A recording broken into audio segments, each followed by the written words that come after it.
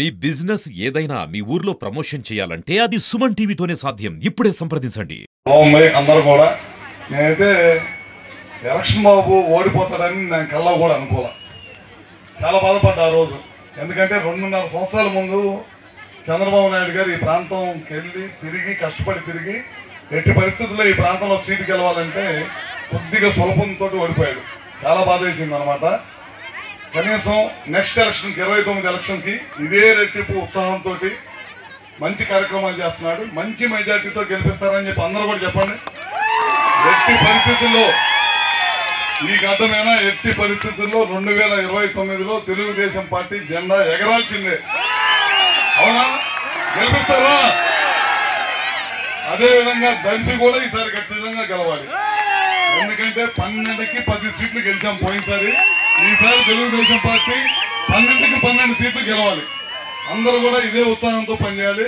మేము కూడా ఇచ్చిన మాట ప్రకారం అన్ని కూడా ఆ రోజు మన నాయకుడు చంద్రబాబు నాయుడు గారు కానీ, లోకేష్ గారు కానీ, పవన్ కళ్యాణ్ గారు కానీ, మన ప్రధానమంత్రి గారు కానీ ఏదైతే ఎలక్షన్ ముందు చెప్పామో ఆ కార్యక్రమాలన్నీ కూడా చూచా తప్పకుండా మేమందరం కూడా చేస్తాము. మీరు కూడా రేపు ఎలక్షన్కి వచ్చేటప్పటికి మళ్ళీ మన ముఖ్యమంత్రి నారా చంద్రబాబు నాయుడు గారిని ఎట్టి పరిస్థితుల్లో మళ్ళీ ముఖ్యమంత్రి చేయాల్సిన అవసరం ఈ రాష్ట్రానికి ఉంది.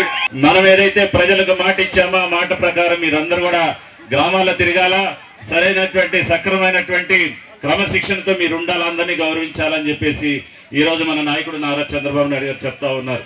దానిలో భాగంగానే ఇక్కడ గత 5 సంవత్సరాలు ఇక్కడ మంత్రిగా పనిచేశారు సురేష్ గారు. ఎక్కడా కూడా ఒక తట్ట మట్టి పోసినట్టు పరిస్థితి ఎర్రగొండపల్లి నియోజకవర్గంలో లేదు. ఈ రోజు మనం గొట్టిపాటి రవి గారు మంత్రి గారి దయ వల్ల ఈ నియోజకవర్గంలో కోట్లాది రూపాయలు ఈ రోజు రోడ్లు మనం వేసుకున్నాం. ప్రతి పంచాయతీకి 10 లక్షలు తగ్గకుండా సిమెంట్ రోడ్లు మనం నిర్మించుకున్నటువంటి పరిస్థితి ఈ రోజు నియోజకవర్గంలో ఉంది. ఇదే కాదు, మన నియోజకవర్గంలో మరి గిరిజనులు ఎక్కువ, చెంచుగూడాలు లంబాడి తండలు ఎక్కువ. మరి గతంలో 5 సంవత్సరాలు చెంచు యొక్క అభివృద్ధిని సంక్షేమాన్ని పట్టించుకున్న పాపాను పోలే. ఐటీడీఏ ద్వారా ₹1 కూడా డబ్బులు ఇచ్చినటువంటి పాపాను పోలే.